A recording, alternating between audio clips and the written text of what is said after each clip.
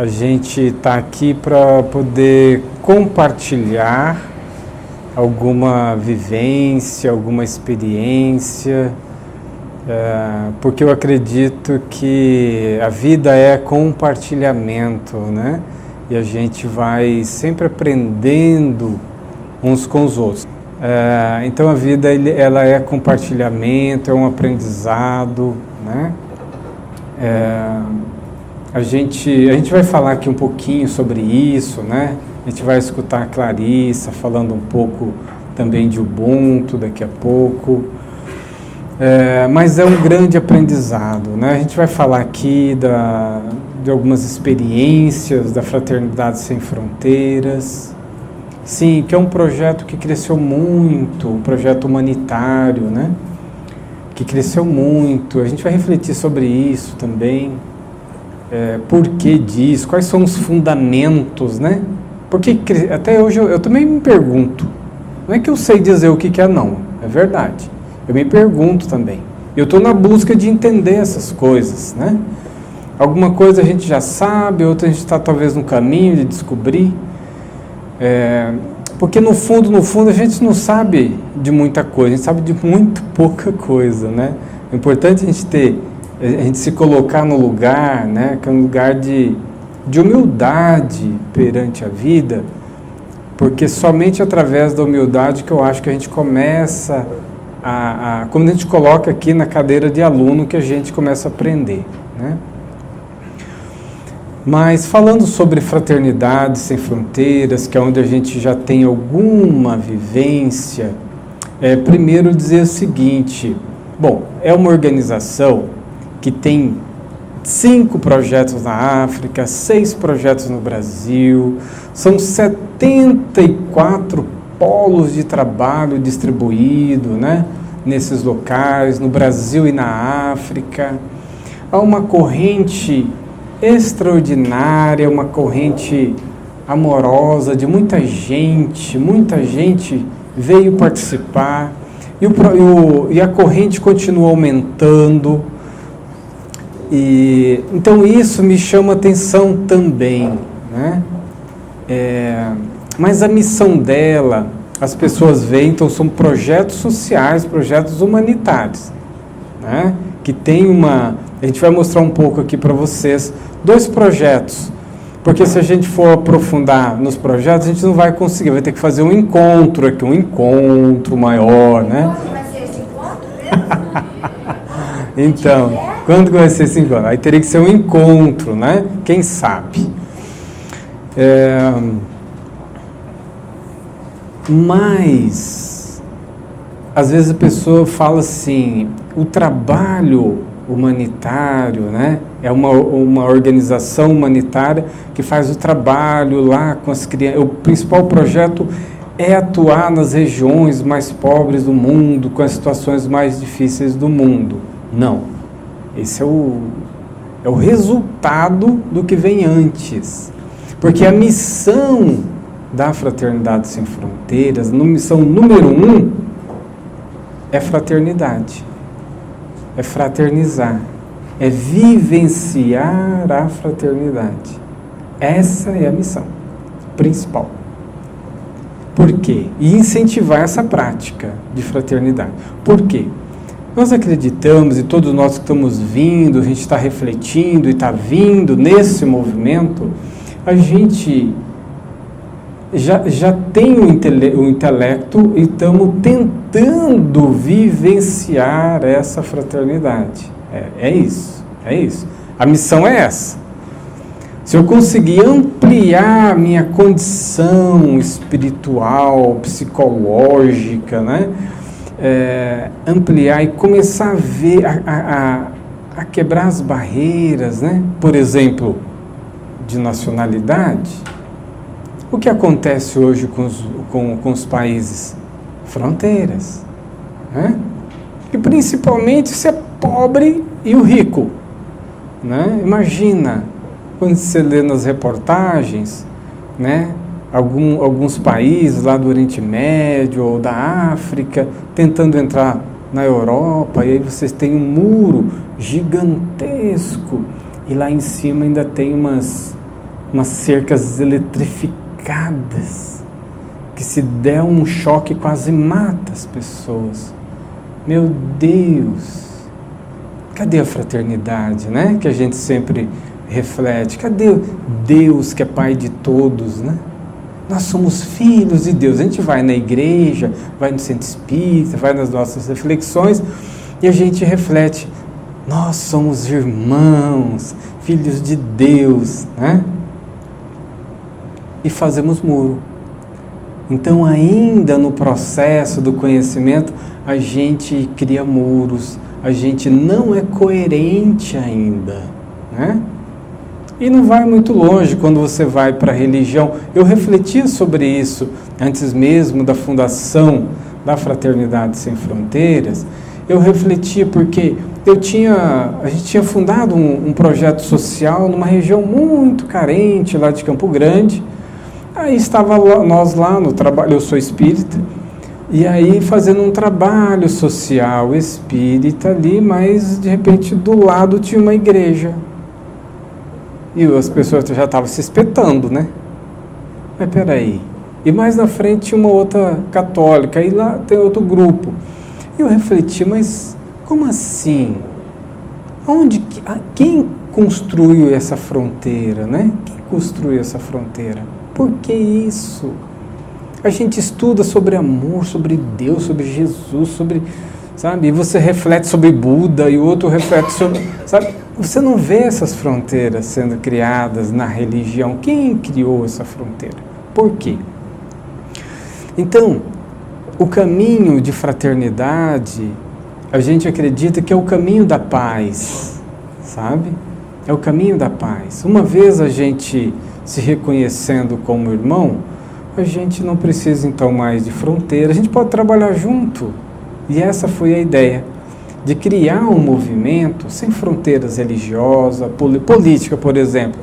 Como seria bom a gente assistir debates, né, construtivos, onde irmãos se olham, né? Vamos sentar aqui como irmãos e vamos escutar de forma tranquila, paciente, vamos debater de forma construtiva para encontrar os melhores caminhos, né? O que a gente tem visto ultimamente é vergonhoso, né?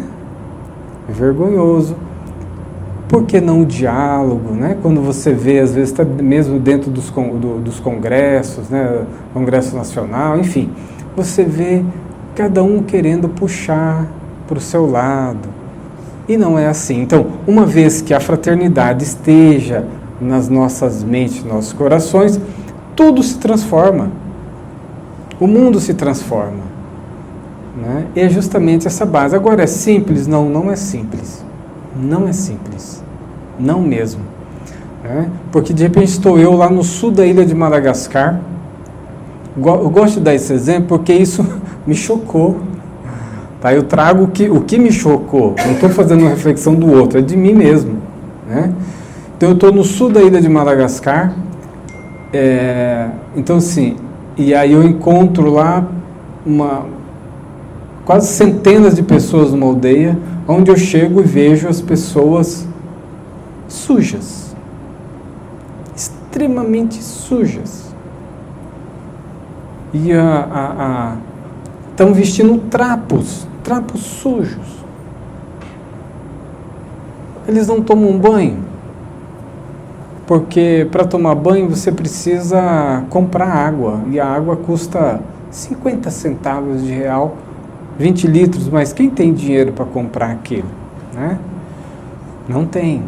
As pessoas são desnutridas, e a pessoa vem te dar um abraço. Né? Feliz, te dá um abraço.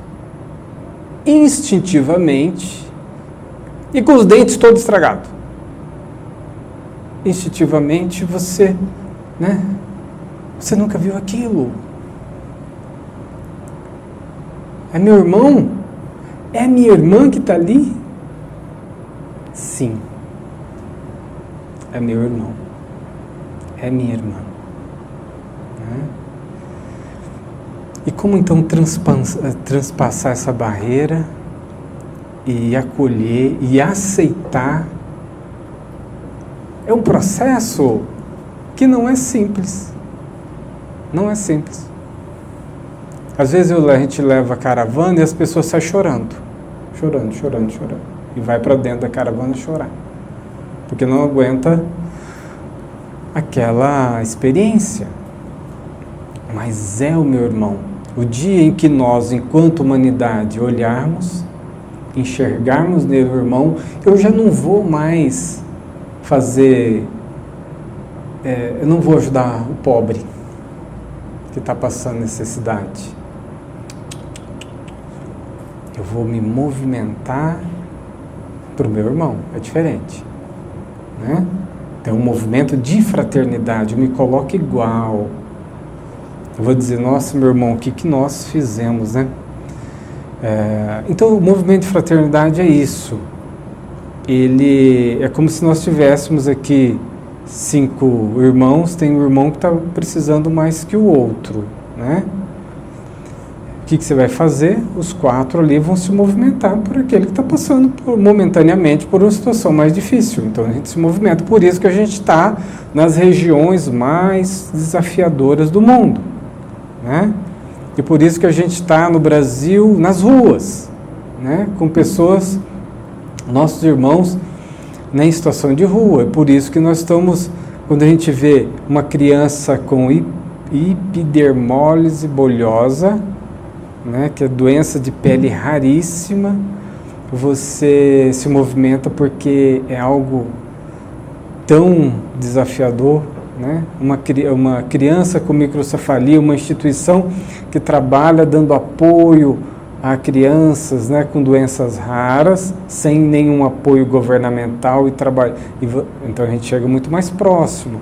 Como a gente vê uma organização no sertão da Bahia que está desenvolvendo esse trabalho, a gente também caminha nessa direção. Então essa é a missão, né? Fraternidade. Enquanto fraternidade, a gente atua então nas regiões mais desafiadoras do mundo. Nós estamos na África? Sim, estamos na África porque a África é o irmão hoje, né, que ainda passa por situações mais difíceis, não é só lá, mas ainda mais difíceis. Um outro ponto extremamente interessante é quando você se movimenta honestamente para apoiar o seu irmão. O que você encontra lá, eu costumo dizer que a gente vai levando uma bandeja, né?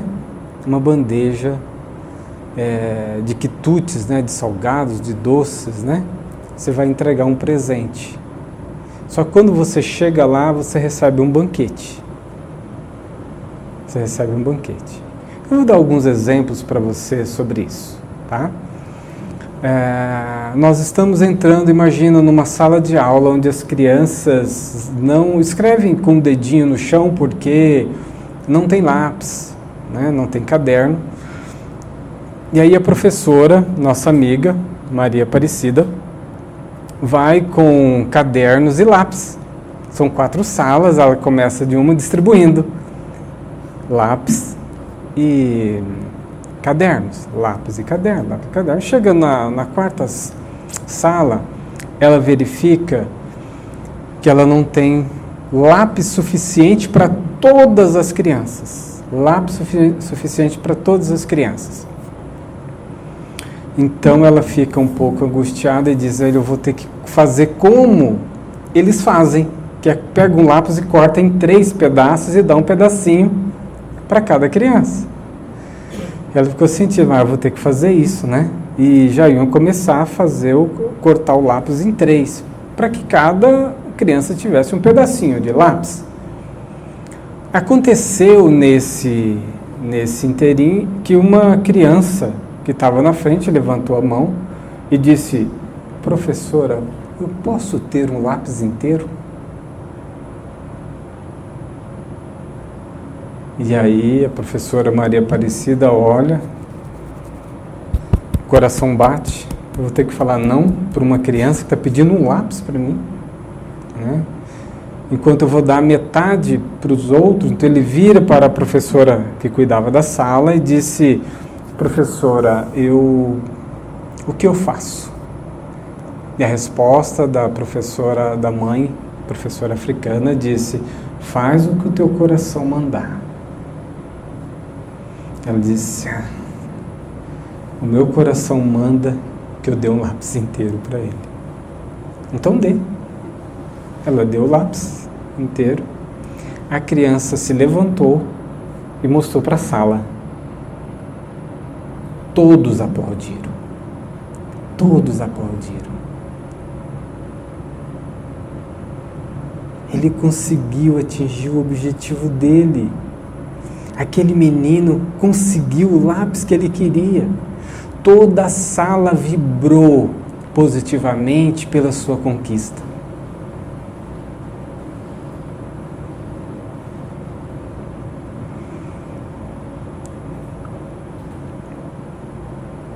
E aí a gente vem para o nosso dia, né?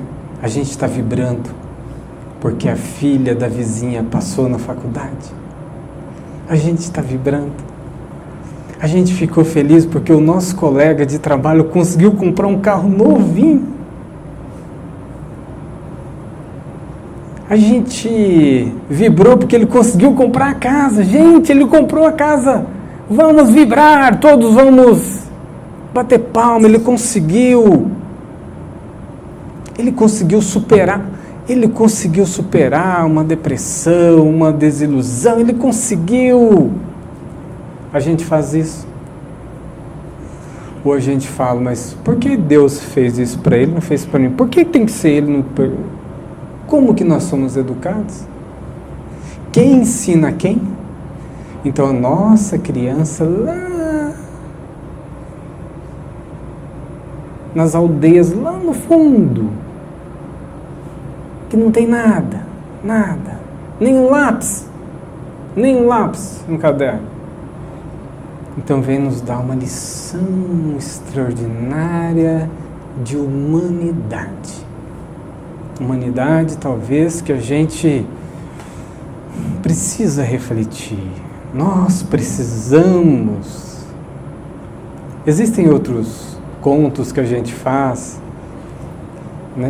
São muitos, mas tem alguns que ficaram meio emblemáticos. Tem uma situação de uma criança, por exemplo, na época ela tinha 11, 12 aninhos, tinha HIV, muito magrinha, né? Tal. A gente começou a dar um suporte para ela, os médicos dando... A gente faz caravanas, né? Como caravana agora da Luísio de Espiritualidade, né? Novembro. E tinha uma caravana, então, de saúde ali, que assistiu aquela criança que estava muito fraquinha e deu todo o apoio. E a gente falou: olha, no final do dia, a gente vai pegar uma van, né, que é a nossa van da caravana, e vamos conduzi-la e vamos até a casa dela, vamos deixar ela na casinha dela. E aí, no que nós entramos na van, né,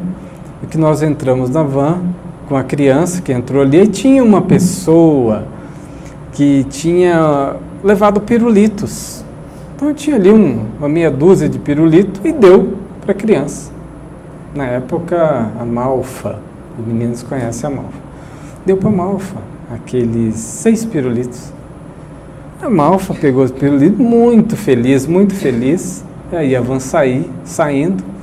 Ela imediatamente abre a janelinha da van e começa a gritar na língua local, que é xangana, né? Lá, e foi aparecendo algumas crianças.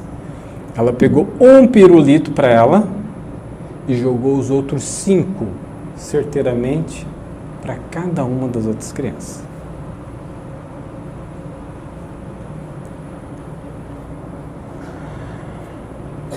Parece que é tão simples, uma criança jogando pirulito, mas ela pegou um para ela. Ela não achava justo que ela ficasse com 6 pirulitos. Não era justo para ela ter tanto pirulito, enquanto muitas outras não tinham nenhum. ainda nessa mesma caravana, essa é uma história antiga, mas ela é tão emblemática, né? Alguns de vocês, um ou outro, pode ser que conheça, outros não, mas o filho de um caravaneiro, né, tinha um chiclete, e era aquele chiclete Babalu, né? Ele ia tirar do bolso e aí chegou uma criança, ele, né, menino fraterno, né? Então viu aquele Babalu e deu o Babalu para a criança. Só que na África nunca é de um, é sempre de muitos, né? No que deu para a criança apareceu uns 10. E ele só com aquele e agora, né? O jovem ficou preocupado, que tinha dado para uns, outros não. Quando foi que não, a gente percebeu que a criança pegou o seu Babalu e partiu em 10 pedacinhos. Pegou um pouquinho para cada um. Então, quando a gente se movimenta honestamente para o amor nos serve. Esse amor é imediatamente, ele faz parte dessa entrega. Essa entrega, ela volta. E aí eu fico naquela reflexão, sabe? Quando fizer essas coisas pelos mais pequeninos dos meus irmãos, a Luísa vai saber nos ajudar nisso, né? É a mim que o fizestes. É a mim que o fizestes. E é isso que acontece, sabe? A gente sente a presença do sagrado quando você verdadeiramente trabalha em fraternidade. Com fraternidade. Reconhecendo todos. Aqueles ali são meus filhos. Não são crianças pobres, não. São meus filhos. Nós vamos interagir. E o aprendizado é muito maior que vem de lá do que o que vai daqui para lá. Ainda que o primeiro momento você acha que vai levar muito, né? Bom, isso que eu estou falando para vocês é um pouco de uma filosofia que está mais nas aldeias, nos locais mais longínquos, né? Na África, é uma filosofia. E quem também teve uma experiência muito legal nisso foi a Clarice. Eu vou convidá-la para falar um pouquinho sobre essa filosofia que eu vi em Moçambique, mas que ela pôde ver também no Malau. O Wagner está falando da filosofia Ubuntu. E essa filosofia ela ficou bem conhecida no Brasil depois de uma historinha que foi contada na internet, não sei se vocês já ouviram. Mas é um antropólogo que foi até a África do Sul estudar os usos e costumes das tribos africanas ali. E aí, quando ele chegou nessa comunidade, ele propôs uma brincadeira para as crianças de lá. E aí, ele então pegou um cesto de chocolate, colocou embaixo de uma árvore e falou para as crianças se alinharem, que a brincadeira seria uma corrida. Então, as crianças todas se alinharam, ele colocou o cesto de chocolate na árvore e falou assim para as crianças: quem chegar primeiro no cesto, leva todos os chocolates. Então, as crianças alinhadas, ele contou 1, 2, 3, já. Naquele momento, todas as crianças deram as mãos, caminharam juntas, pegaram o cesto juntas e comemoraram juntas. Ele ficou tão impressionado, né, olhando para aquilo, e aí uma das crianças falou para ele: Ubuntu, tio. Como uma de nós vai ficar feliz se todas as outras crianças vão ficar tristes? Uma criança falou isso para ele.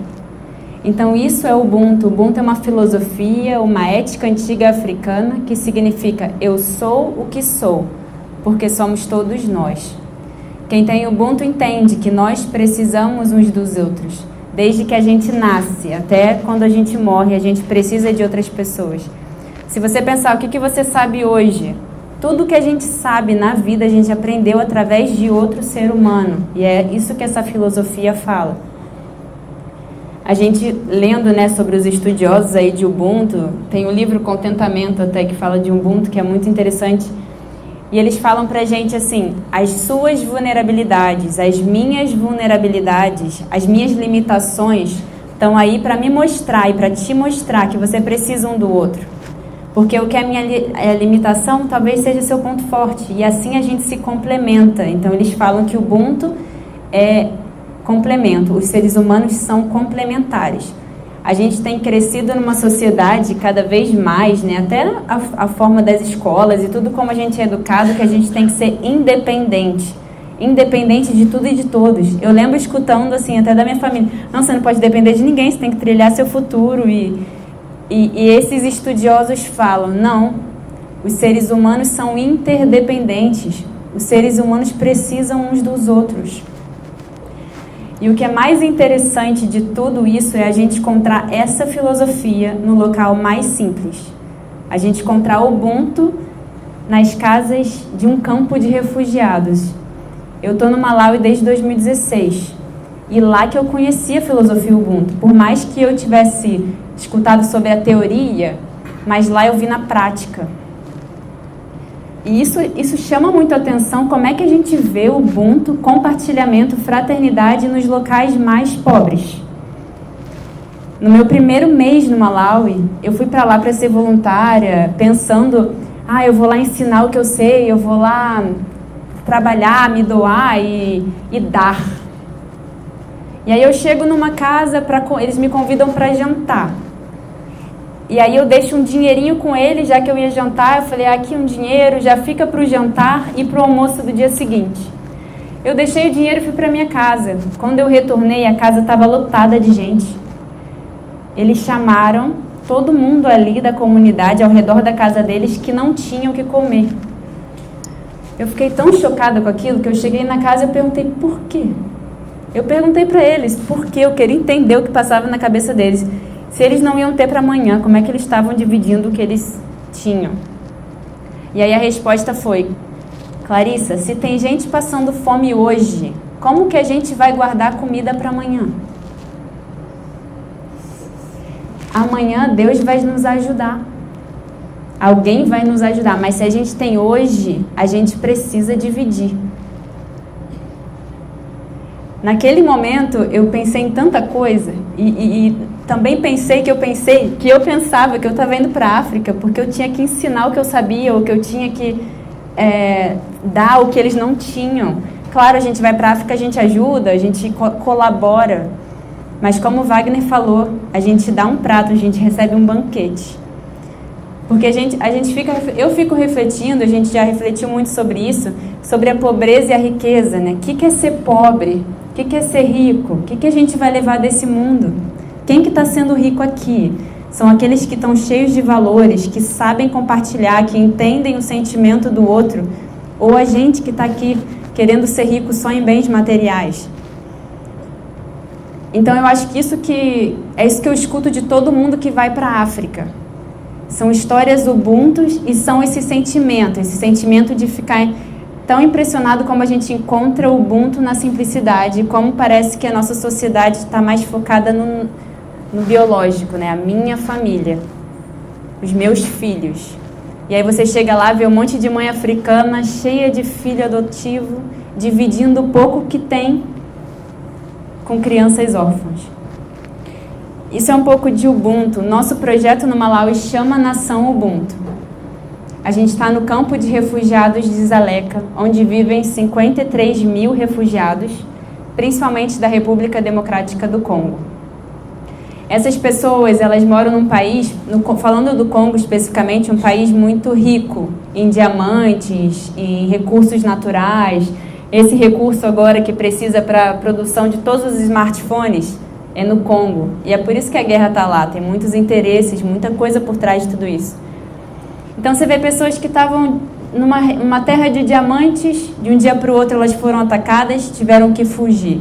Ou você vê problemas tribais, problemas de etnias, que vêm desde a colonização, que foi estipulado pelos belgas, né, falando sobre o Congo, que uma tribo é mais importante, é superior a outra tribo porque eles são altos ou baixos, têm traços finos ou largos. E aí a guerra começa na época da colonização e vem se estendendo até hoje, vem sendo incentivada até hoje.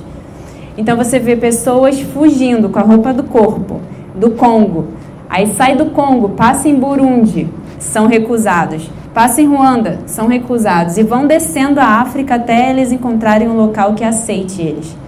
O Malawi está aí na lista entre os 6 países mais pobres do mundo. Então ninguém de fato escolhe ir para o Malawi. Ninguém pensa, eu vou tentar uma vida melhor no Malawi. Assim, não existe isso.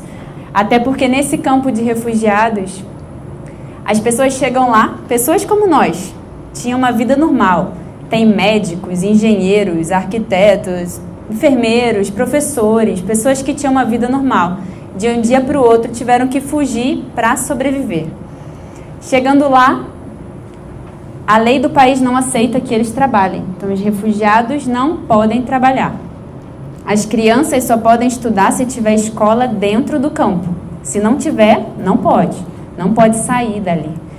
Então, é como se fosse uma prisão. Era uma prisão, inclusive. Esse local era uma prisão antes. E continua sendo, né? Nessa situação, nesse cenário, que a Fraternidade Sem Fronteiras entra. Sempre nos cenários mais difíceis, sempre nos irmãos que mais precisam, como foi dito pelo Wagner. A gente chega lá, a gente começa o projeto Nação Ubuntu. Refugiados, então aqui é o campo de refugiados. Aqui são exemplos de casas que eles vivem, né? Como eles não podem trabalhar, eles ganham $5 por pessoa por mês para sobreviver. $5 é equivalente a R$25. Então é isso que eles ganham por mês para viver e eles têm que viver com isso. O que acontece é que muitas famílias que vêm das guerras, vêm mulheres sozinhas com crianças. Muitos homens são mortos nesses locais de guerra e as mães vêm sozinhas com as crianças para o campo de refugiados. Então o que acontece é que a maioria das mulheres que estão lá, elas fazem prostituição para alimentar os seus filhos. E prostituição de R$2, assim, o valor que elas têm que se vender para que as pessoas possam pagar é mais ou menos de R$2. Então elas fazem isso só para alimentar os seus filhos. A gente tem recebido aproximadamente 50 mulheres todo mês no projeto pedindo ajuda. E o que é mais difícil é escutar de uma mãe, de uma mulher: eu não quero fazer a prostituição, eu não gosto, me dá um trabalho, eu só preciso alimentar meus filhos. Você imagina o que é escutar do seu filho que eu preciso comer, mamãe, comida, e eu não tenho que dar. Então essas mães fazem o que for, o possível que podem para dar conta de alimentar os seus filhos, e eu acredito que a maioria das mães fariam a mesma coisa em uma situação como essa. Então vou passar um videozinho, esse próximo, que mostra a história de uma mãe. Esta Shauna foi forçada a deixar seu país de origem em busca de sobrevivência. Ela é refugiada de guerra. O que aconteceu com os pais? Na nini ndio kilitokea kwa wazazi wako, kulitokea nini? Wazazi wangu waliweza kufa. Morreram, Pigwa masasi. foram baleados. Isso aonde? Hiyo ilitokea wapi? Kongo. Esta Shauna vive desde 2017 no campo de refugiados de Zaleca. Ela veio com os irmãos mais novos e tem 2 filhinhos. Ela me tengeneza tão. Disse, a grande preocupação dela é a casa e trabalho. Aí tu chega no chapo de uma vez. Que nós chamamos de Mambili. Ela está dizendo que a comida só leva apenas 2 semanas. E depois daí já fica a passar fome. Na kwa nini unakula limoya kusiku? Que é o conselho? Eu perguntei por que ela come única vez por dia. Ela disse por causa de faltar, não ter. E as crianças já acostumaram a ficar a comer uma vez por Não, dia? watoto wameshazoea kula limoya kusiku. Eu de casa aí. Então se esforçaram assim mesmo fazer o quê? Não tem como fazer. E eles reclamam? Wanakuwa na reclame? Sana. Muito, sim. O que eles falam para ela? Na wanakuambia nini wakati wanapokuwa na reclame? Wanasema nini? Já. Desse fome. O que ela responde para as crianças quando elas falam? Na unajibiaka nini wakati watoto wanakuuliza vile kuhusu chakula? Unajibiaka nini wakati wanasema baba kuna njaa, tena wakati waisha kula ile nani au mara moja ambayo anakula usiku? Naishiwaka tu. Ela fica só sem palavra.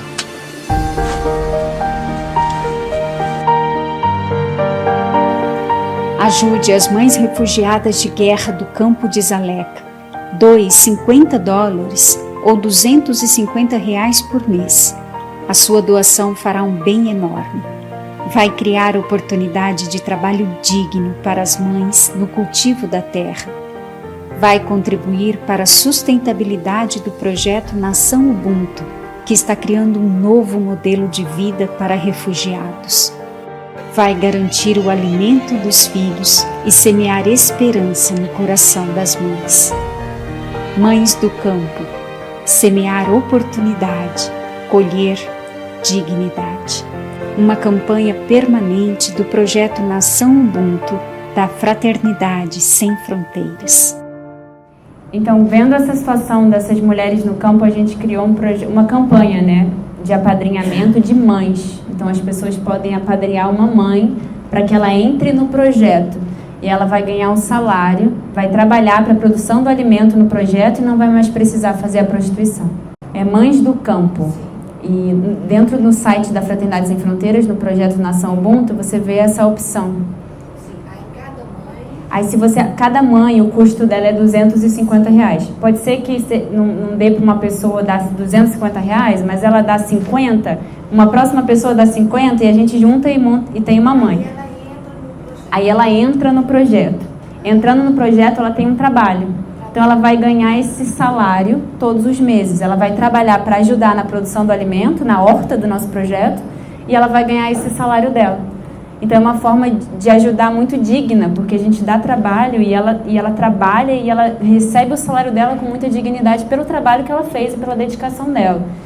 Então a gente tem hoje 343 mulheres que já são apadrinhadas no projeto Nação Ubuntu, e essa campanha é recorrente, a gente não vai parar porque são muitas mulheres nessa situação.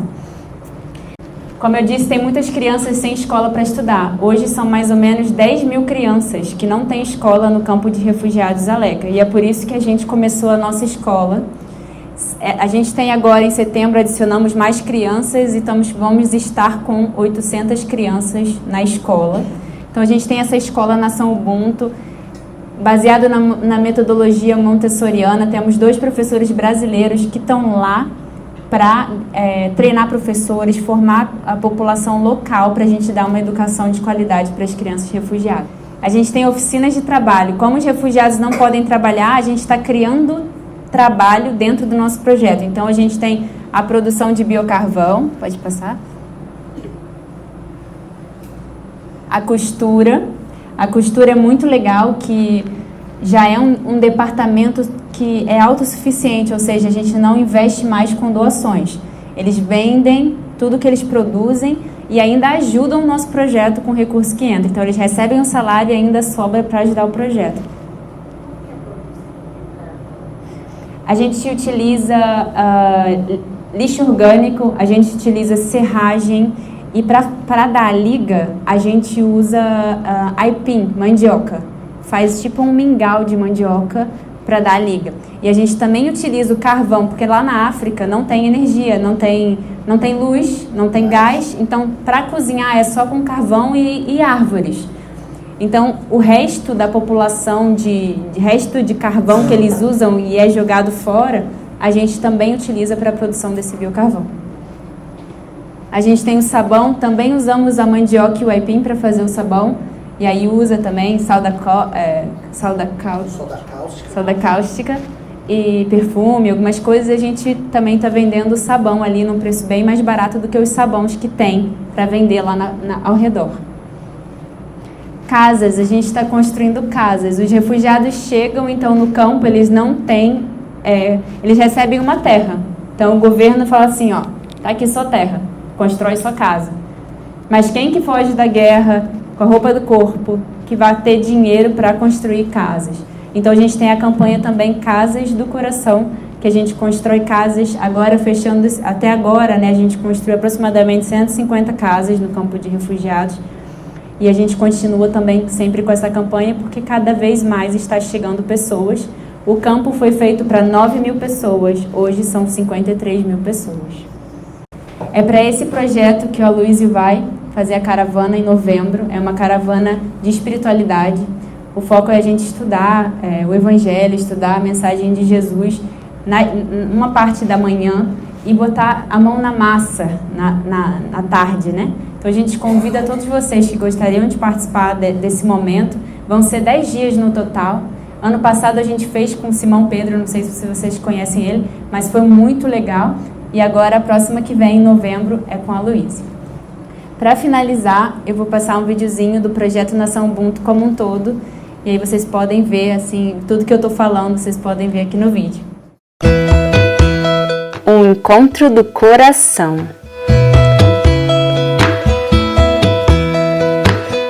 Nação Ubuntu. O campo de refugiados de Dzaleka foi criado em 1994 para 9.000 pessoas. Hoje, em 2022, 52 mil pessoas vivem aqui, a maioria delas da República Democrática do Congo. Para sobreviver, as pessoas fogem com a roupa do corpo, passam de país em país até encontrar algum lugar de paz. O Malawi é o 5º país mais pobre do mundo. Ninguém de fato escolhe viver aqui, mas para a maioria não há outra opção. Os refugiados não têm direito de circular no país, não têm direito a trabalhar e as crianças só podem estudar se houver escola dentro do campo, e não há.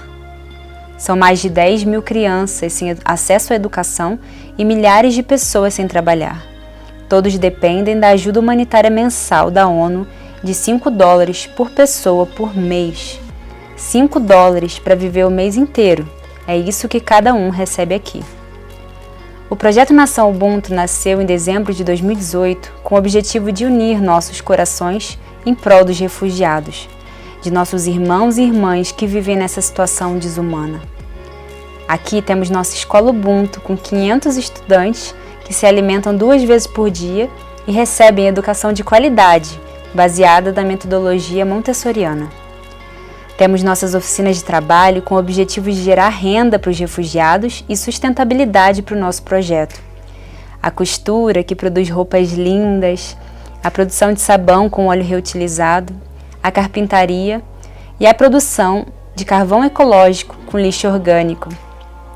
A campanha Casas do Coração, que construiu através do amor de nossos padrinhos e madrinhas 102 casas no campo para refugiados que dormiam no chão, em tendas transitórias.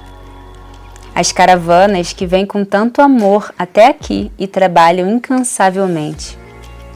Temos 12 hectares de horta com o objetivo de produzir alimento orgânico para as nossas crianças e que gera trabalho e renda para 233 mães refugiadas.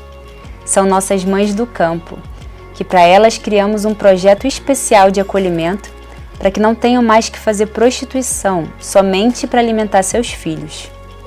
O projeto Nação Ubuntu ajuda tanta gente graças a cada um de vocês que nos apoia mensalmente. Mas a necessidade aqui é muito maior. São tantas crianças sem estudar, são tantas pessoas se alimentando somente uma vez ao dia, são tantas mães que fazem prostituição diariamente para que seus filhos possam comer. E todos os dias eles vêm aqui em nosso projeto, em busca de uma esperança. Nação Ubuntu, um projeto da organização humanitária Fraternidade Sem Fronteiras. Bom, e aqui vocês puderam ver a iniciativa, né, de milhares de pessoas, né, que se uniram, que se unem, pessoas, como eu disse antes, sem fronteiras, religiosa, política, de nacionalidade. Quando a gente chega lá, a gente não pergunta se o professor que está ali, se aquele que vai abrir. A gente faz uma oração todos os dias pela manhã, 7h30 da manhã, né? E ali a canção, a música, parece um candomblé evangélico, né?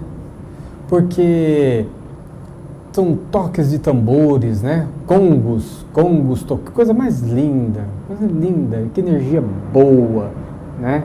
Dos congoleses, dos burundianos, né?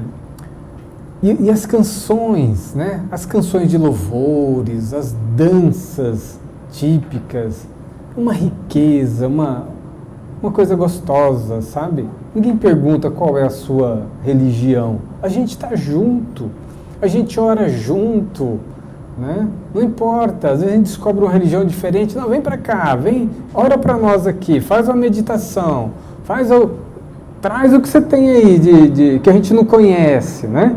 Que gostoso, como é bom essa vivência, né? E é uma vivência, é um exercício de ampliar a minha mentalidade, né? Um exercício sem fronteiras. Não me importa qual é a tua religião, me importa que você é minha irmã, você é meu irmão, e a gente vai vivenciar essa irmandade. Eu vou apresentar aqui rapidinho, antes do nosso intervalo, o projeto Órfãos do Congo. Como eu disse, a gente apresentaria duas, porque é impossível a gente conseguir somente no encontro, né? Órfãos do Congo. Como a Clarissa disse, essas pessoas fugiram majoritariamente do Congo, gente, sabe? Só que ficaram muitas crianças lá atrás.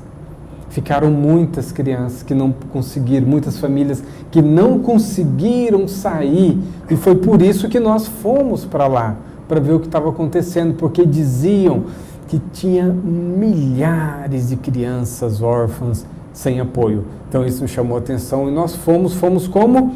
Através do próprio congolês. Porque quem conhece lá é o congolês, não sou eu. Mas o que nós podemos fazer? Então nós chamamos um dos líderes Ubuntu, Mike Mutege, né? E disse: Mike, o que você acha disso? Seria um sonho para mim se eu fosse para lá e pudesse ajudar os meus irmãos. Eu falei: então você mesmo que vai, né? E foi ele. Hoje ele é o coordenador geral do Congo, do projeto Órfãos do Congo, né? O próprio congolês. Eu vou falar para vocês rapidamente, para vocês terem uma ideia, tá? Então eu estou lá dentro, eu estou numa cidade de 1 milhão de habitantes. Quando eu ando mais ou menos uns 30 quilômetros, tem uma barreira onde a ONU, o exército africano, está tudo ali parado e não deixando que rebeldes, são 300 grupos rebeldes dentro do país, porque eles dominam várias regiões, porque tem muito dinheiro, tem muito diamante, ouro, como a Clarissa disse, então eles conseguem se armar muito e criar territórios, né? E se entrarem lá, tem uma espécie de guerra. Bom, então, e é nesse contexto que as crianças, eles matam muitas vezes os pais, né? E ficam as crianças órfãs, porque eles vão entrando, eles não pedem licença, onde eles chegam, eles matam. Eles fazem isso para dizer assim: eu tenho muito poder, cuidado comigo. É uma forma de você colocar medo, né? E eles fazem muito isso. E as crianças ficam ali. Para a gente resgatar essas crianças, como é que a gente faz? A gente sai dessa cidade onde nós estamos disfarçados, né? Nós vamos disfarçados. Nós não podemos chegar com uma camiseta dizendo: nós somos de uma organização X. Não. Primeiro, a gente olha o Sem Fronteiras de novo. Tem uma igreja lá. Qual igreja que é? Evangélica, ótimo. Católica, ótimo. Está atuando lá. Vamos fazer parceria. Então, as próprias igrejas que se preocupam em ajudar as crianças entram, às vezes algum colaborador nosso, passam por 8 barreiras de rebeldes. 8 barreiras. Até chegar àquele ponto específico. Em cada barreira é risco, sim. Porque são rebeldes, ali é o domínio, eles são tudo, eles são justiça, não existe lei, não existe organização do Estado ali, eles mandam ali. Então eles passam pelas barreiras, pagam pedágio, tá? A gente tem que financiar esse pedágio e chegam então até aquela localidade. Quando eles chegam lá, geralmente você encontra essa realidade, né, que você vê aqui, pode passar, essa realidade aqui. Não tem assistência nenhuma, eles estão sem assistência do Estado. E como não tem assistência, às vezes não tem acesso à alimentação, eles estão fugindo, né, eles tiveram que deixar muitas vezes terras que tinham ouro, diamante e tal, e fugiram para um outro refúgio dentro daquele lugar, então eles não têm acesso a absolutamente nada, e aí a gente encontra muitas situações assim. Muitas situações assim. E aí é muito grave. É muito grave. Nós conseguimos acolher até agora 295 crianças dessa forma. Muitas crianças que nós acolhemos ficam de 7 a 15 dias internadas para poderem se recuperar, para a gente acolher no nosso orfanato. Né? Eu vou passar um vídeo para vocês, e essa situação, imagina, eu não tenho assistência nenhuma, como eu disse, né? E aí, a gente pega essa criança, você precisa contratar motos locais. São pessoas que estão ali, que vão para a cidade e voltam, fazendo pequenas compras. Eles já estão ali há 10, 15 anos. Eles já acostumaram com isso. Então a gente tem que fazer um estudo e saber quem pode passar pelas barreiras sem serem detectados. Então a gente contrata motos, motoqueiros que fazem compra e venda na cidade e fazemos isso. Isso aqui é um resgate de crianças, olha lá. Só ali atrás você vê que uma moto dessa tem 5 crianças. E só de moto que a gente consegue entrar. Então faz um percurso de 4 horas em cima da moto. 4 horas em cima da moto. Não tem outra forma também, a não ser moto. 4 horas, até chegar nesse ponto base ali, aqui. Aqui elas chegaram quando a gente passa a barreira da ONU. A ONU também não pode entrar lá, porque se entrar é guerra. A ONU, se entrar é guerra. Como eles não querem guerra, eles ficam segurando a paz, parados aqui, mas lá o que acontece lá é problema, enfim. É uma outra história. Aqui a gente pega as crianças e a partir daqui a gente leva então para os hospitais, para depois ir para a nossa unidade. Mas muitas vezes... Agora, vou mostrar para vocês um vídeo, porque eu estou chegando de lá no mês passado, né? Eu cheguei no mês passado, numa pequena caravana. E nessa caravana a gente estava no exato momento em que as crianças chegaram. A gente tinha acabado de resgatar mais 20 crianças dessa mesma forma. Vou mostrar para vocês terem uma ideia, né, do que é o projeto. Esse é o silêncio das guerras. É ensurdecedor. Nem sempre a gente vê, nem sempre está tão perto, mas o coração se perturba de ouvir.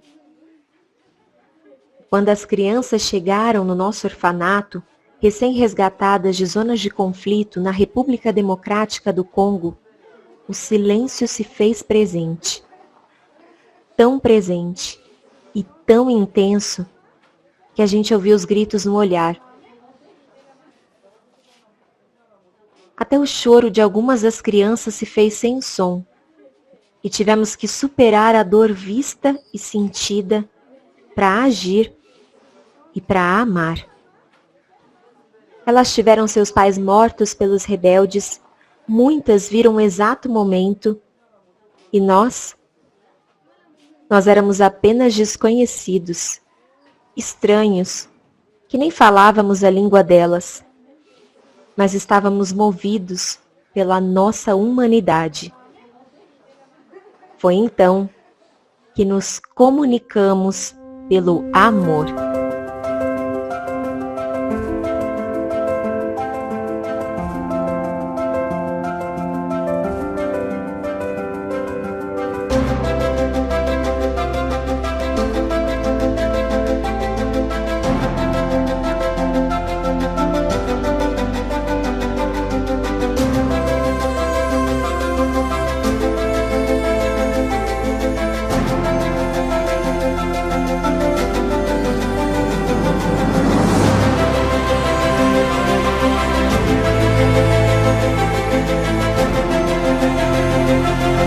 Só o amor pode vencer a guerra e ensinar a paz.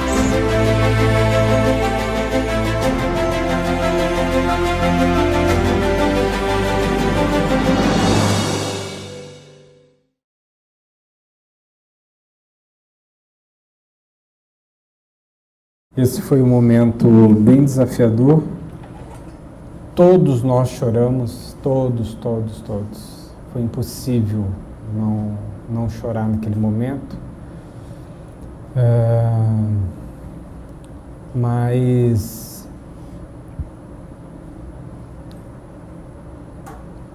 eu quero mostrar para vocês o que aconteceu depois de uma semana, né? Eu vou mostrar aqui então um videozinho antes e depois, porque antes da gente sair, a gente reencontrou novamente as crianças, né? Para vocês terem uma ideia do impacto então do projeto. Esse é o Justin.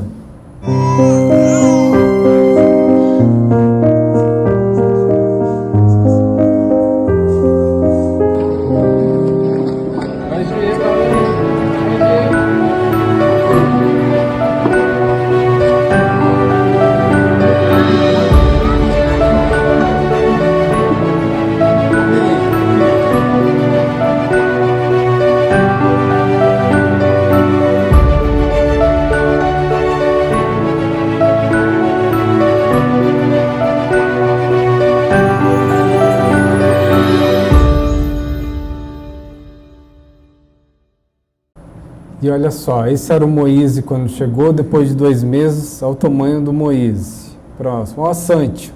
Gente, olha o tamanho do Asante. Que fofinho. Ó, o Kevin. Muitas crianças, gente, chegam como Kevin, como aquelas que vocês viram lá, né? Muitas, né? E o Kevin com 2 meses, né? Já estava fortão, bonitão, né? Fofão, daquele jeito ali. A Cifa, né? Com 11 anos. Aqui está com 1 mês e meio. E eu vou finalizar com o Rafik, tá? A historinha do Rafik também, que é o antes e depois. As roupas disfarçavam, mas era a criança mais magrinha que já segurei. Ele era tão pequeno que quando me disseram que tinha quase 5 anos, não acreditei. Acomodei no colo e percebi que ele não firmava a cabecinha. Segurei. Um caravaneiro percebeu e sentou do lado e começou a dar a comida. Ficamos impressionados com a velocidade que ele lutava para comer. Não tinha forças e não parava. Nem fechava direito a boquinha para engolir e eu tinha receio dele se afogar. Mas não. Ele continuava. Eu orava em silêncio e Rogério, que estava comigo, olhava para ele e dizia: acabou, acabou. Agora sua vida vai ser diferente e você vai ser muito feliz.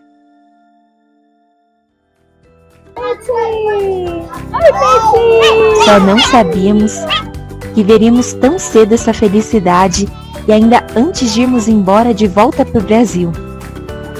Apenas 1 semana depois, ele era uma das crianças mais sorridentes e já firmava a cabecinha. Só 1 semana. Isso não é só comida. Isso é amor. Eu queria encerrar então esse primeiro momento dizendo para vocês que a fraternidade não é só comida. Fraternidade sem fronteiras é amor.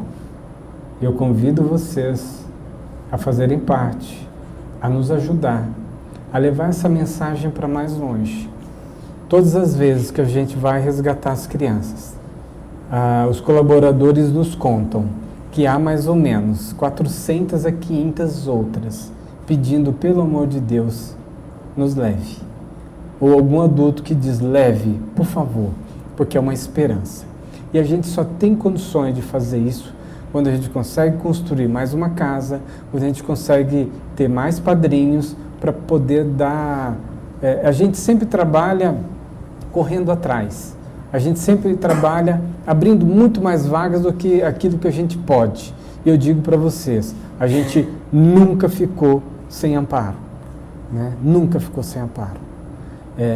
Mas existem centenas de outras esperando. E por isso a campanha continua, por isso a gente continua divulgando, por isso a gente continua conversando e mostrando o que a gente está fazendo e pedindo que mais pessoas entrem nesse movimento e que ajude a levar a mensagem para mais longe.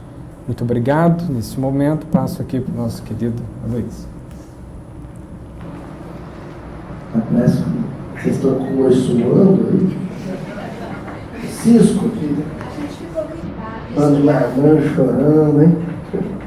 Gente, nós vamos fazer um intervalo, mas eu só queria completar a questão do apadrinhamento. A doação espontânea, né, ela pode ser feita de qualquer valor. Tá? Qualquer valor que você quiser, lá no site você pode doar. A doação mensal, por exemplo, fixa, né, aquela que você coloca, por exemplo, no cartão de crédito, por exemplo, acho que R$25 você já pode estar doando. E divulgar. Então, o apadrinhamento não só de quem está aqui, mas quem está aqui são multiplicadores. Com todo mundo, você sou dentista, você sentou na cadeira de dentista, o outro vai estar lá com a boca aberta, você falando da fraternidade na cabeça dele. Vendedor de enciclopédia mesmo, tem que bater nessa tecla. Isso só para ilustrar isso que a gente está falando, você não acabou não mencionando, achei que você ia mencionar, mas, por exemplo, quando você falou do Mike, né, um exemplo do Mike, o Mike é alguém que pôde ter a oportunidade de se tornar profissional, trabalhando na fraternidade, mas tudo que ele recebe, ele acaba distribuindo com quem passa dificuldade, né? E aí o nosso pensar, a nossa lógica financista, ocidental, é aquela do poupar, né? E aí, quando o Mark pergunta para os dois se ele deve fazer um pezinho de meia, qual é a resposta de vocês? Siga o seu coração. E ele continua fazendo a mesma coisa que compartilhar. Né? Então, só para reforçar essa questão do apadrinhamento, caso alguém não possa retornar para o segundo momento, vocês são multiplicadores. Eu sei que o pessoal no começo fica meio tímido, eu vou puxar as perguntas, né? Pedindo para vocês falarem um pouco sobre uma história que o Simão contou, de que na nação do futuro, para poder entrar uma criança ou entrar uma mãe, precisa ter a contrapartida de um padrinho. Então, para cada assistido, um padrinho. E o pessoal saía nas visitas pelo campo de Zaleca para poder arrebanhar pessoas, e a regra era essa: só entra mais gente se tiver mais padrinho. E o Simão conta que o primeiro a desrespeitar essa regra era o senhor. É verdade essa história? Como é que é isso? Como a gente disse aqui, a gente coloca uma mãe quando a gente tem um padrinho. Então a caravana do Simão chegou lá, a gente falou: olha, a gente tem mais 8 madrinhos ou padrinhos que que a gente pode colocar mães. E a mesma coisa para o Wagner, ele sabia que ele podia colocar mais 8 mães também, o grupo dele. Então foi o grupo do Wagner para um lado, o grupo do Simão para o outro. E aí o Simão visitou várias casas, e o grande problema é que quando você visita uma casa, vê uma mãe naquela situação, fazendo prostituição, numa casa tão simples, refugiada, quem que consegue voltar sem apadrinhar aquela mãe? Então, por mais que a gente tenha dado para eles o número de 8 mães a apadrinhar, eles colocaram no projeto, mesmo sem padrinhos, e se comprometeram a achar padrinhos. Então, isso aconteceu. E aí o Simão chega lá no projeto e fala para o Wagner: olha, não cumpri o número que foi me passado de 8 mães somente, a gente acabou colocando 9 ou 10, não lembro exatamente o número. E aí o Wagner falou para ele: a gente fez a mesma coisa. A gente também colocou todas as mães para dentro. E agora a gente que lute para encontrar padrinhos e madrinhas. Então essa é a história do Simão. Então, o seu Murilo, de Uberaba, está perguntando qual foi o primeiro projeto da fraternidade, a semente de tudo que aconteceu depois. Vou contar toda a história aqui em 2 minutos, hein? 84, 85, morreu mais de 1 milhão de crianças órfãs no deserto da Etiópia. Eu era criança naquele momento, vi aquela reportagem, nunca mais saiu da minha cabeça, e eu só consegui pacificar o coração depois que eu consegui me organizar, pagar uma passagem para mim e ir ao encontro, né, depois de 20 anos, mais de 20 anos, e conhecer a realidade de crianças órfãs. E como eu só falava português, eu fui num país de língua portuguesa, que era Moçambique, que era o terceiro país mais pobre do mundo, né, de baixo para cima. E lá eu encontrei muitas crianças órfãs, né, que não estudavam, tinham que trabalhar em troco de um prato de comida, que não, enfim, que tinha essa vulnerabilidade muito grande. Então foi naquele momento que eu voltei então para a minha cidade e propus que a gente abrisse uma organização com esse nome, né, que era uma reflexão que eu tinha do Sem Fronteiras, política, ideológica, né, de nacionalidade. E então a gente funda essa organização e eu começo a fazer eventos. O primeiro evento que eu fiz, eu acho que foi de 1.000 pessoas. Consegui fazer um almoço para 1.000 pessoas, arrecadei um dinheiro, acho que na época era 25 mil reais. Eu coloquei esse dinheiro no bolso e voltei para a África de novo para começar o trabalho. Voltei nessa aldeia e cadastramos ali as crianças que não estudavam, que eram órfãs, e montei uma espécie de uma creche, né, com o dinheiro que eu tinha no bolso, e depois eu deixei ele pago mais ou menos uns 6 meses.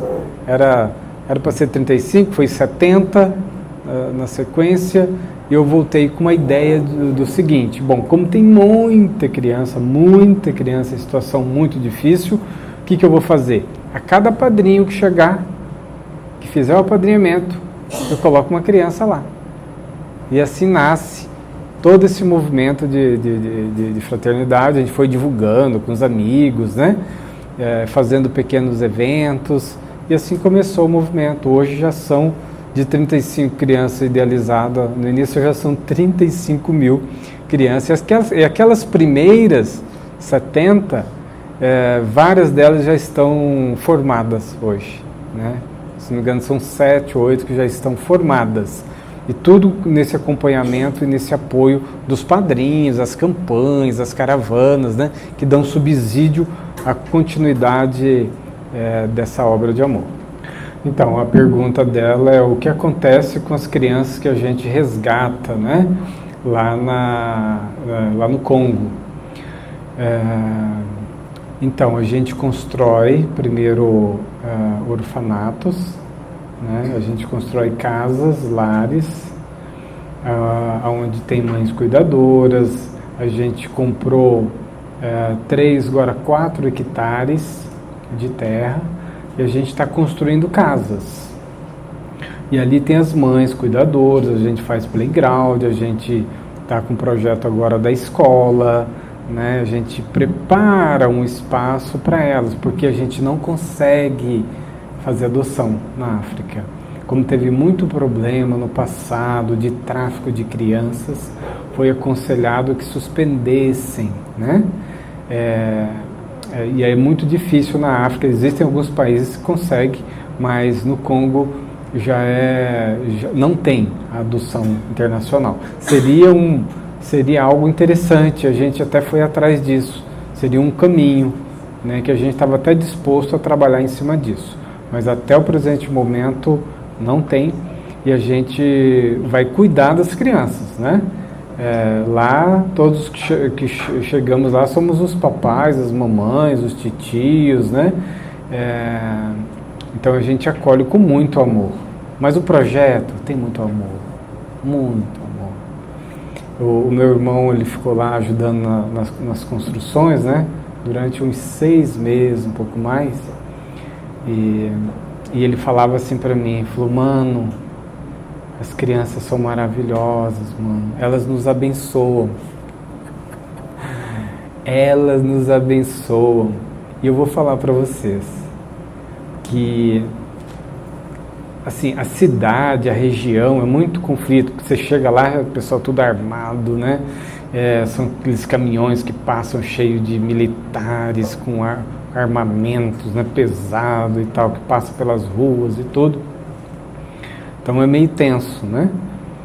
Mas vou dizer para você, o lugar que mais abençoado, mais pacífico é no orfanato. A gente sente uma paz, uma proteção, uma luz, E eles são maravilhosos, né? As crianças, elas chegam e te acolhem. e te abraça, sabe? E a todo instante que você está ali, ela está grudadinha em você, sabe? E você não quer largar dela. Quando eu saio de lá, eu saio com o coração apertado, todas as vezes. Às vezes eu não quero nem despedir, sabe? Quero nem despedir, quero sair fininho, porque a gente vai sofrer. Porque é muito amor, você não quer ficar longe do amor, né? Esses dias até quando eu cheguei em casa, né, que a gente mora do lado desse campo de refugiados, eu e a Clarissa, né, temos nossos filhos lá. E aí eu cheguei num desses dias, né, e aí fui fazer uma brincadeira com a Clarissa, né?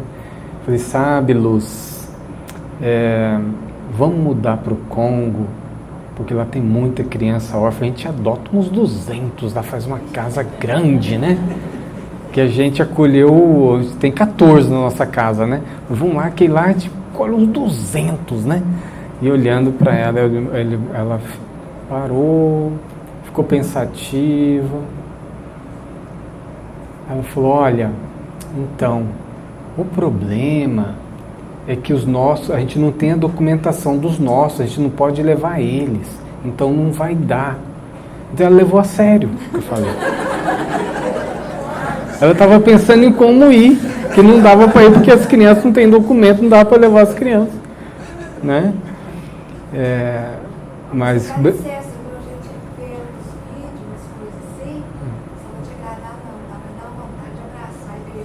não é? Ah, é verdade, isso é verdade. É verdade, eu também acho, ela é demais. Então é muito isso, sabe? É muito amor. E por isso que a gente não quer nunca mais. Onde a fraternidade está, ela fica. Porque nós somos irmãos, né? Se a gente chegou ali, a gente planta, a gente fica plantado ali. Vamos crescer junto, vamos ombrear, né? E vamos continuar. É uma obra de fraternidade, não é de uma doação, né? Vou lá, te dei e voltei. Não, a gente vai lá e fica e convida um monte de gente para ir com a gente. Caravana agora, né? E dessas caravanas vem pessoas que trabalham pelo projeto e que vêm e que fazem campanhas e que... Gente, é uma corrente linda demais. Demais da conta, gente.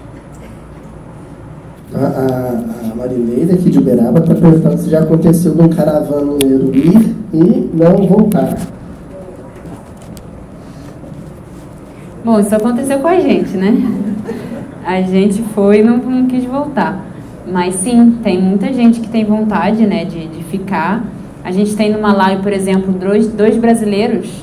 Eles foram para ser voluntários por 1 ano. Foram para lá. O Gabriel, ele era concursado aqui no Brasil, então professor na colégio militar, lá no Rio de Janeiro. Lilian também, 3 filhos. Ele pediu demissão do concurso público, imagina, estabilidade para sempre. Ele pediu demissão porque eles ficaram 1 ano, ele conseguiu licença. Depois de 1 ano eles falaram, não, é isso que eu quero para minha vida, eu não consigo mais me ver naquela vida. Então, mesmo como concursado, garantia, ele pede demissão para ficar no Malawi. Então, eles criam, os 2 juntos, professores. A metodologia montessoriana já é conhecida, mas eles aplicaram a metodologia montessoriana na cultura africana, ou seja, balanceando os 2 lados, né? Não só colocando Montessori lá, mas sim seguindo também a filosofia Ubuntu e a cultura e a forma da África. Então, esse é um exemplo também de 2 pessoas que estão lá. Já faz uns 4 anos que eles estão morando lá com a gente. Então, está perguntando, a Cléia de Uberaba, se você encara seu trabalho como uma missão.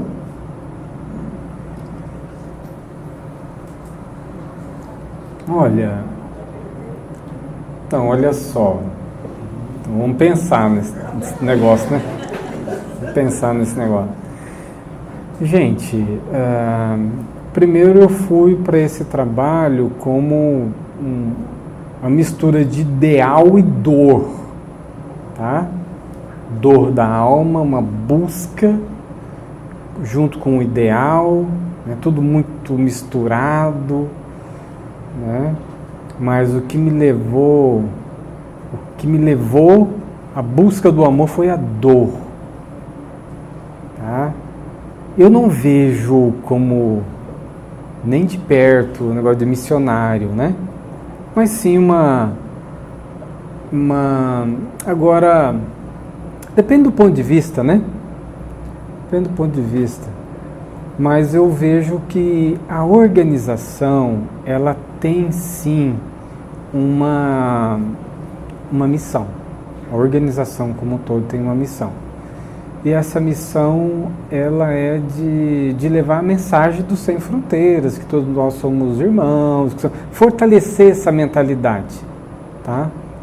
Do Sem Fronteiras, que todos podem participar, inclusive aquele que não tem religião. Gente, quantos ateus, né, nós temos no projeto? Muitos, né, que se dedicam, que encontram nesse trabalho uma possibilidade de exercer a sua humanidade. Então, de tal forma, então, assim, ela tem sim uma missão de dizer o seguinte, ó, a nossa religião é o amor, sabe? Mas nessa linha, nossa religião é o amor. Se você ama, vem para dentro. Qualquer um, vem para dentro. Tamo junto, né? E se você acredita que a nossa família é a humanidade toda, vem para dentro. Vamos trabalhar junto, né? Então, nesse sentido, eu acho que é uma tarefa, sim. É uma tarefa, né? Eu me coloco como gosto de perguntar, eu sou um servidor como qualquer um, né? Tanto é que muitas vezes eu me coloco assim do lado e fico observando, a pessoa fala, nossa, que lindo a fraternidade. Eu digo, é verdade, é lindo mesmo, né? Mas eu me coloco como ele, sabe? Eu vibro positivamente e sei que é lindo mesmo, tá? Mas a fraternidade não sou eu, é um movimento de muitas mãos, de muitas conexões amorosas, de espiritualidade, de uma força, né, que eu fico também falando assim, obrigado, Senhor Deus, por me dar a oportunidade de ser um servidor nesta causa. Então a visão, esse negócio de missionário, não, servidor, né? Enquanto você se colocar como servidor, como operário, como servidor, né? E é pura verdade, não nos pertence. Eu tenho uma visão que tem uma força maior, tão poderosa, tão linda, tão... Vou dar um exemplo para vocês. Eu estava agora no Congo, né? E eu conversando com os caravaneiros, só vou dar um exemplo só, tá? Porque tem muitos como esse. E eu um pouco preocupado e tal, e eles me perguntaram, Wagner, o que nós temos que fazer para poder ajudar? O que o projeto Órfãos do Congo está precisando hoje? Eu fui direto, né? Porque eu faço conta todo dia, né? Eu preciso só de $6.000 por mês a mais, só isso. Só R$30 mil a mais por mês. Porque a gente só está mantendo esse projeto aqui, porque a gente está fazendo um monte de campanha e entra um monte de doação avulsa. Mas daqui a pouco o que mantém é o apadrinhamento.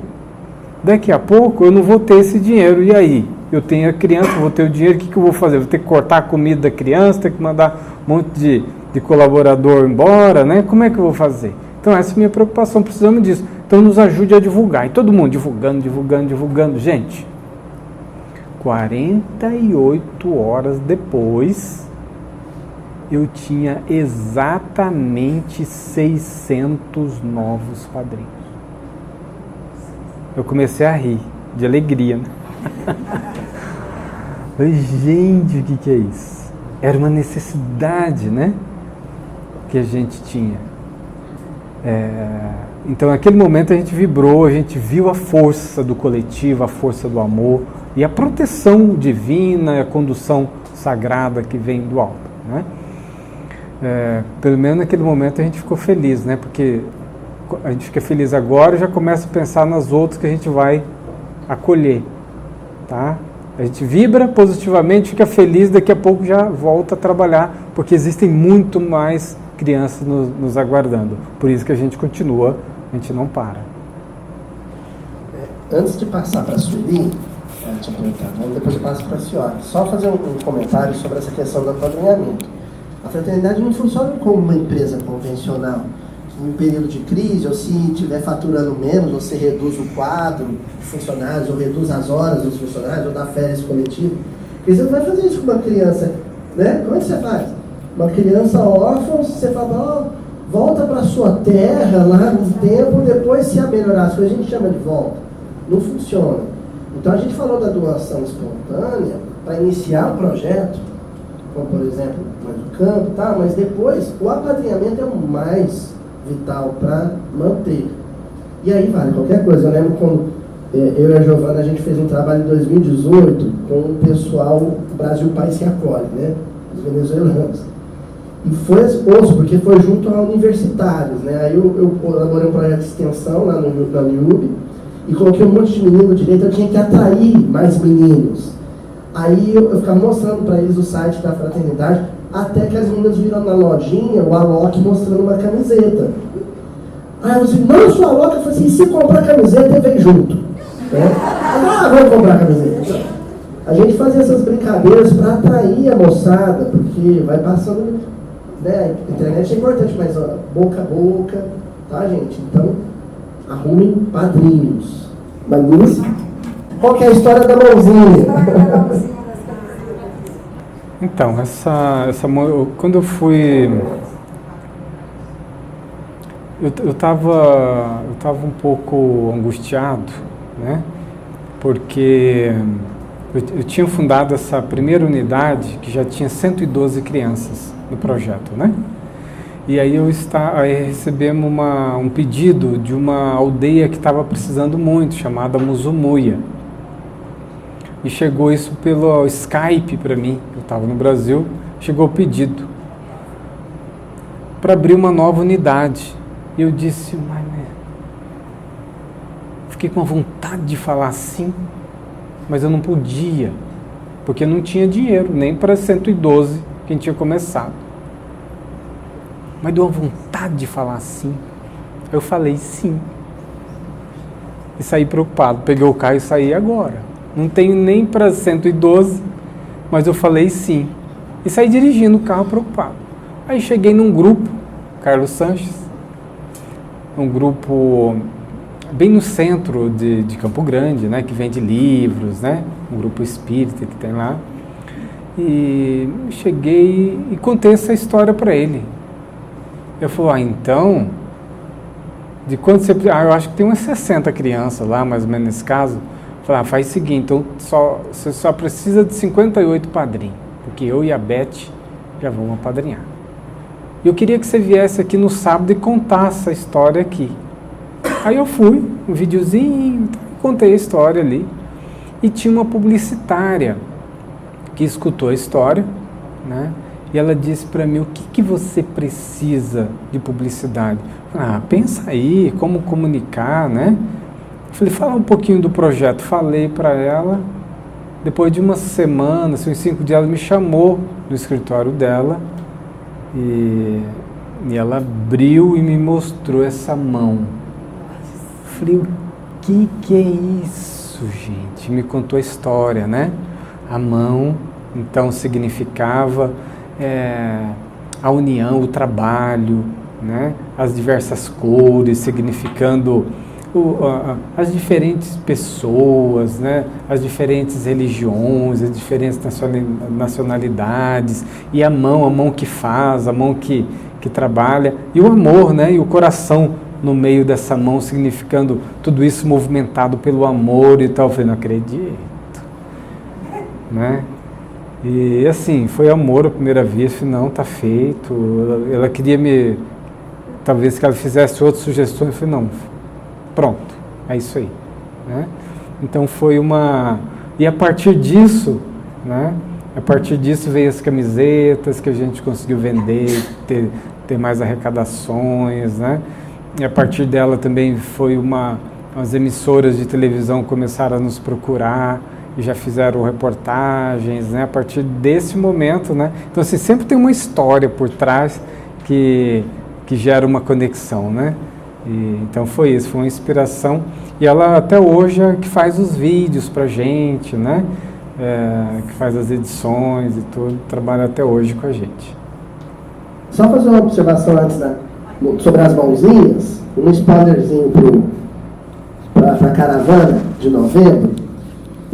Na metodologia do Mindinho, o seu Honório ele achava chaves de interpretação em citações bíblicas de partes do corpo.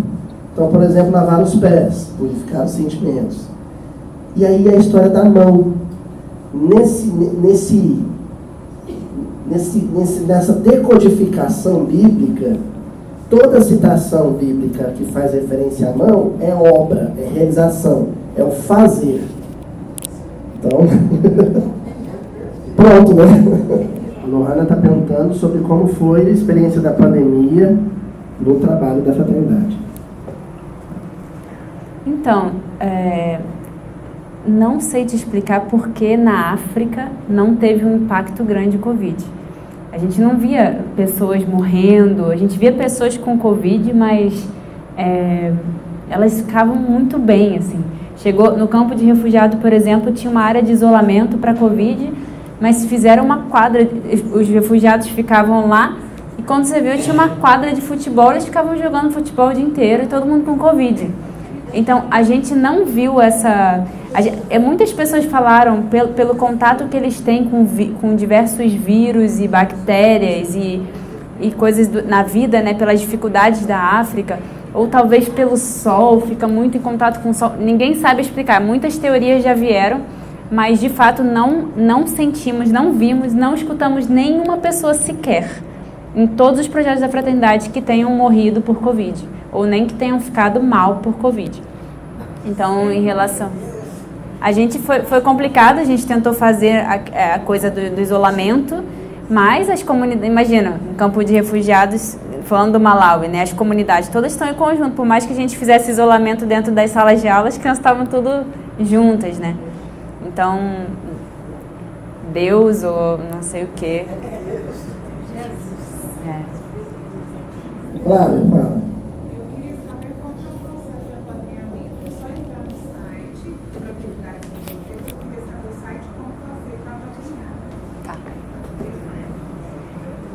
O site é www.fraternidadesemfronteiras.org.br.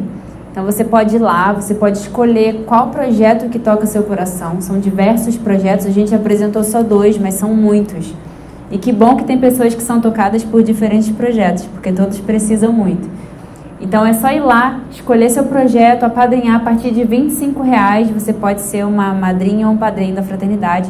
No site você pode apadrinhar pelo boleto bancário ou pelo cartão de crédito. Então essas são as 2 opções de apadrinhamento.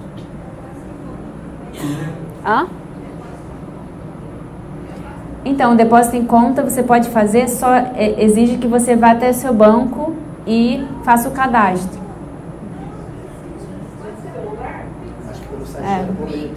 Pode ser. Só não fica...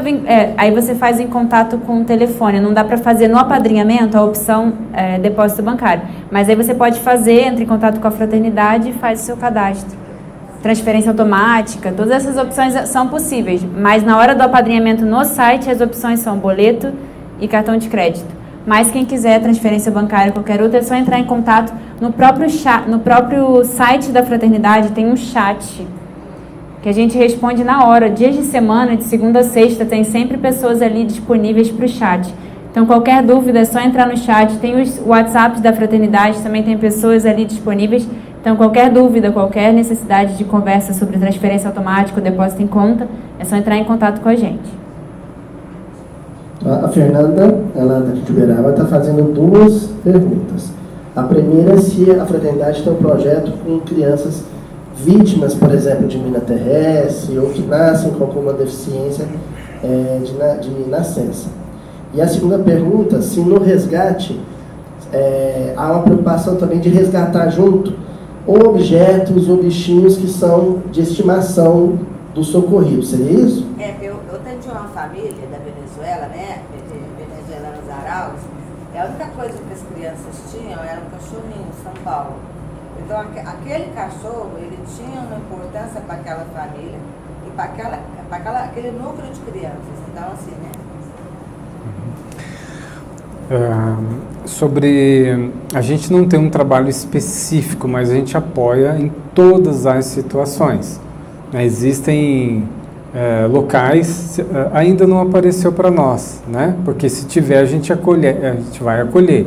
Isso já está conversado, já é organizado. Se chegar qualquer criança com qualquer tipo de dificuldade, de deficiência, a gente vai acolher também. Então não tem diferença se isso vier para nós.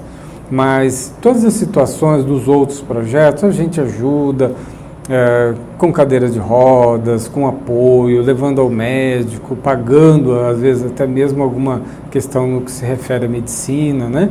A gente está sempre apoiando de alguma forma. Sobre trazer alguma coisa da criança no resgate, não traz nada, não tem nada para trazer, entendeu? Não tem nem roupa para trazer, não tem nada, né? É resgatar a criança do jeito que está, não tem nenhuma mochilinha, nenhum saquinho de nada, ela só está com a roupa do corpo, né? O bichinho, só para você, o bichinho, por exemplo, não existe bichinho nessas regiões, porque vai concorrer a comida. Se tiver comida, vai concorrer. Então eles não gostam dos animais, porque o animal vai concorrer da comida dele. Então, assim, é uma situação muito difícil, muito desafiadora. A condição de resgate é diferente, por exemplo, no Venezuela. Sim, a condição de resgate é diferente do Aral, né, que a gente conhece, né, que tem o trabalho Brasil Coração que Acolhe, né? Então ele conseguiu trazer o seu bonequinho, né, a sua cobertinha, ou até mesmo um animalzinho, né, diferente no Brasil. Lá não, é situação de guerra, né, de sobrevivência. Eu tenho que resgatar para sobreviver. Tá? Se a gente não resgata isso naquele momento, naquela hora, significa risco de vida ou morte. A Eurice, aqui, pessoal do fundo, gente, só um minutinho. Está perguntando se existe um trabalho com fitoterapia, faz a medicação com plantas, né, medicação natural, lá em alguns dos núcleos da fraternidade. Então, a gente até iniciou com uma médica que esteve lá chamada Janaína, ela até deu o início, né, mas ela teve que voltar. Hoje, especificamente, a gente não tem um trabalho continuado, organizado nessa linha, tá bom? É algo interessante, algo que talvez esteja assim no radar aí, né? Existe possibilidade? Existe. Mas tudo que a gente vai implantar, a gente pergunta quem vai fazer, como vai fazer e se tem dinheiro para fazer. Né? Se tiver, vem para dentro. Né? Se não tiver, não tem projeto. Né? Mais ou menos assim. Às vezes alguém vem dar ideia, assim, às vezes pessoas querem, né, com muita boa vontade, trazer algumas sugestões. A gente até gosta da sugestão, mas você que vai ter que implantar a sugestão. É mais ou menos assim. Só completando, tem a questão também do translado. Não é fácil você levar um vidro de ervas assim, numa viagem dessa. Agora, o Simão destacou naquela live a carência que a região tem de medicação. Então, a gente lança aqui o mesmo pedido que o Simão fez, né? Quem tiver contato com representantes farmacêuticos ou pessoas que trabalham na indústria farmacêutica, lá a carência de medicação, mesmo a alopática, né, é enorme, tá? De não ter uma novalgina, uma aspirina. Tá bom? Patrícia? Todos nós temos as dificuldades. A gente, quando tá lá na sopa, às vezes só tem um negócio, não tem uma carne, de repente chega um cara com 20 quilos de carne, e ele fala assim, nossa, dá 400 marmitas. No momento do medo, assim, não vai dar certo, não tá tendo apadrinhamento, não tá entrando dinheiro. O que você pensa, assim? Fala assim, não posso parar, que eu fiquei emocionada. Não posso parar com esse projeto que eu comecei. Qual que eu... Não tem medo.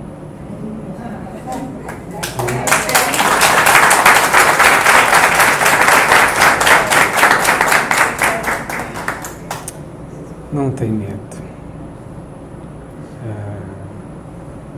O maior desafio desse projeto é você se conectar a Deus e consigo mesmo, né? Porque se você tiver essa conexão consigo mesmo, com Deus e com essa força que conduz, não vai dar errado, vai dar certo, né? Trabalho, paciência e trabalho vai dar certo. Então eu nunca desacreditei nisso. Eu acredito muito as pessoas realmente chega.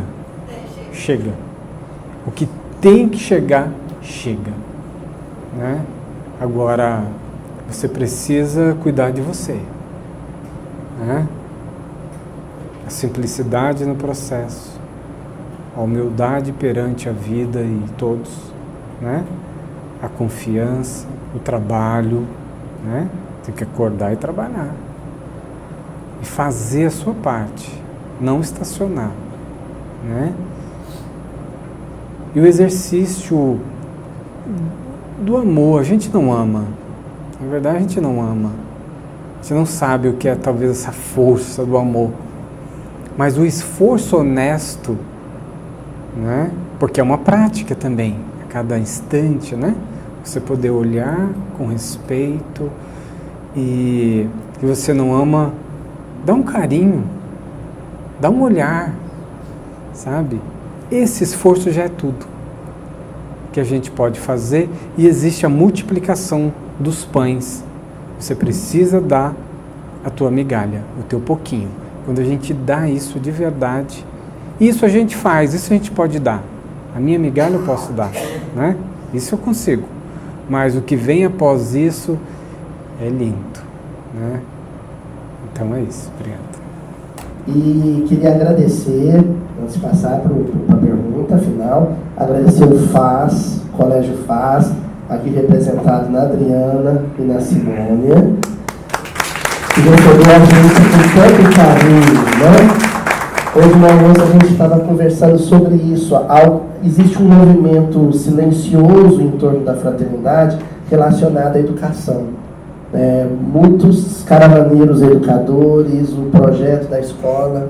Então existe alguma coisa aí que a gente não sabe o que é ainda ligado à educação acontecendo. E aí a gente se encontra numa salinha de aula, né? Todo mundo sentado como estudantes. Agradecer a Cleia, o pessoal do Costurando com Amor, que recebeu a gente.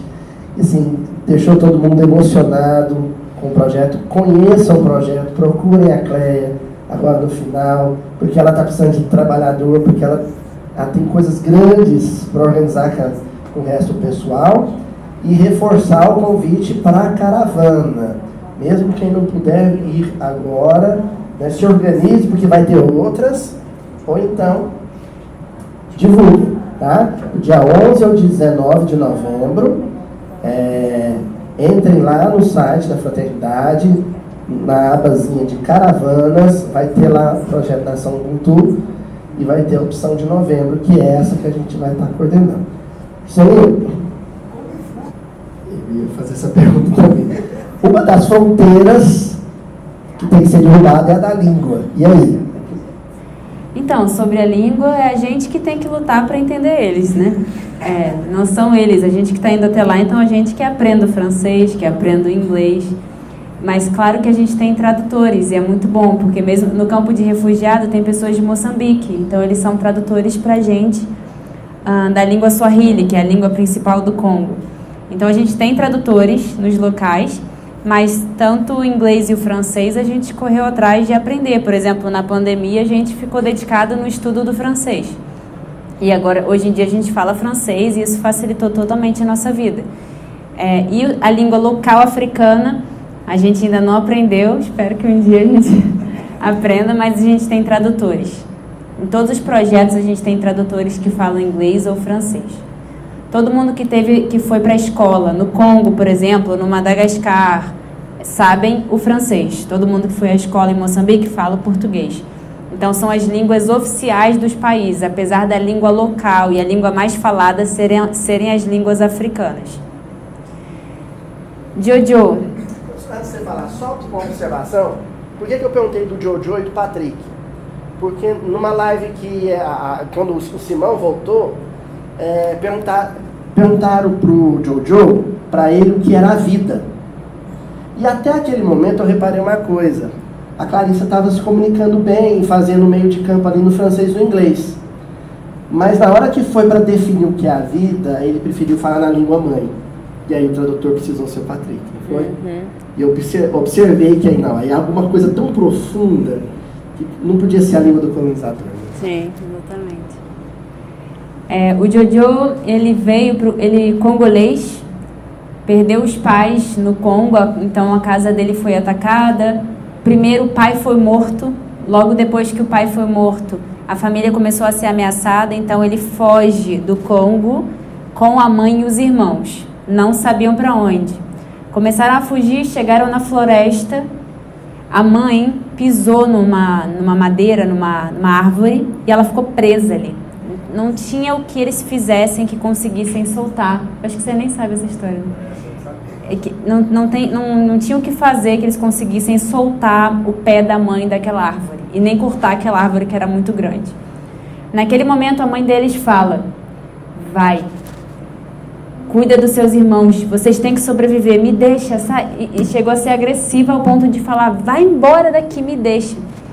Então o Jojo sai totalmente transtornado, né, com os irmãos, e ela falou: busca um lugar seguro, depois você vem me buscar. O Jojo então deixa os irmãos num local que ele encontrou seguro. Quando ele retorna, a mãe já estava toda esfaqueada. Então, viu o pai ser morto na frente deles, a mãe ser estuprada na frente deles, foge com a mãe, vê tudo isso, e aí depois tem que se estruturar para cuidar dos irmãos. Ele tem 27 anos e ele sai então do Congo com os irmãos, 7 irmãos. E eles vão passando de país em país, até chegar no Malawi, no campo de refugiados.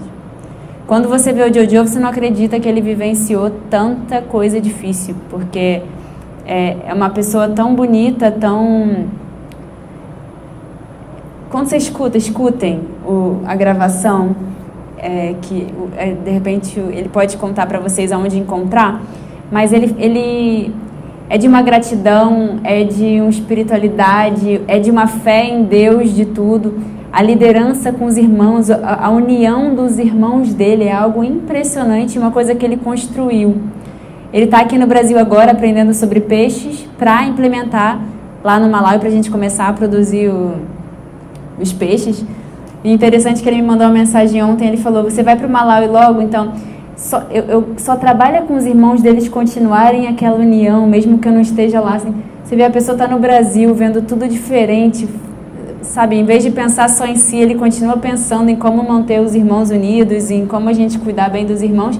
Então a gente adotou todos os irmãos do Jojo e eles moram com a gente na nossa casa. Então o Jojo é um dos nossos filhos e as crianças estão lá com a gente. Essa é a história do Jojo. Ele hoje coordena o projeto Mães do Campo, ele é o coordenador dessas 300 e poucas mulheres que estão no nosso projeto. Patrick, ele é tradutor, fala português, morou em Moçambique. O que é incrível no Patrick é que ele vibra quando... Aquela história do lápis que o Wagner contou. O Patrick vibra com a felicidade do outro. Isso é muito lindo. Ele só sorri e cada vez que alguém é ajudado, sabe aquela pessoa que vibra, que sorri, que faz festa porque o outro está sendo feliz, por mais que ele esteja passando dificuldade na casa dele, porque ele acolheu um monte de gente agora, um monte de criança da irmã, e agora a vida está um pouco mais difícil para ele, ele vibra cada conquista de outra pessoa. Isso é muito lindo, é por isso que é muito encantador estar perto do Patrick. Nas caravanas as pessoas ficam emocionadas porque ele está lá vibrando. Entrou uma mãe no projeto, é uma festa. Alguém ganhou uma casa, é uma festa, mesmo que não seja para ele. Então é uma lição também. A história do Patrick e o jeito dele no projeto. Falar o quê, né, gente? É inspiração para ele. Tá aí, ó. Isso que ele disse, deixa eu só falar uma coisa. Isso que você disse é a realidade. Porque às vezes as pessoas pensam que a gente está na África se esforçando, a gente largou nossa vida, como é que vocês conseguem viver na África? Mas é a gente que precisa disso. Isso que você está falando é exatamente o que passa no nosso coração. A gente precisa, a sorte é nossa de estar ali. É a gente que aprende, é a oportunidade de Deus para a gente de construir ou de reconstruir, dependendo da crença de cada um. Mas é isso mesmo. Agora, só lembrar isso, gente. O pessoal veio com recurso próprio, a Giovana me ligou, falou assim, o Wagner vai estar aqui em Minas, você quer que ele vai em Uberaba? Eu falei assim, claro, vem. E o resto, todo mundo foi dando um pouquinho de ajuda para a gente se despedir. Ao falar da Ilha, né, que a Ilha, ela fala uma coisa interessante. Ela fala assim, mano, a fraternidade pode até ter saído da cabeça do Wagner, mas antes ela saiu do coração de Jesus. É isso. Então, obrigado, gente.